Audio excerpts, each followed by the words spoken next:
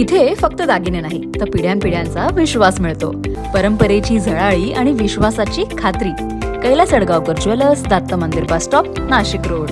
दरोड्याचा प्रयत्न. गुन्ह्यातील 3 वर्षांपासून फरार असलेला आरोपी क्राईम ब्रँच युनिट 2च्या ताब्यात. याबाबत पोलिसांनी दिलेल्या माहितीनुसार उपनगर पोलीस ठाण्यात गुन्हा दाखल असलेला करण गेहलोत हा आरोपी फरार होता आणि याबाबत तपास करत असताना सहाय्यक पोलीस उपनिरीक्षक मनोहर शिंदे, पोलीस हवालदार चंद्रकांत गवळी आणि खंड बहाले यांना मिळालेल्या माहितीने गुन्ह्यातील आरोपी करण कलबा गेहलोत हा मनपा गांधीधाम क्वार्टर उपनगर नाशिक रोड येथे असल्याची माहिती मिळताच पथकाने सापळा रचून त्यास ताब्यात घेतले. त्याच्याकडे चौकशी केली असता त्याने गुन्ह्याची कबुली दिली.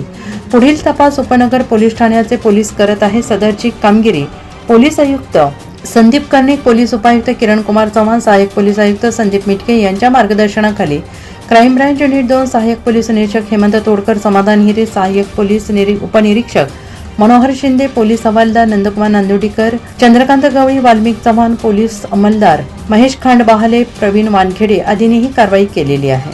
NCN न्यूजसाठी रोहन दैनी, नाशिक.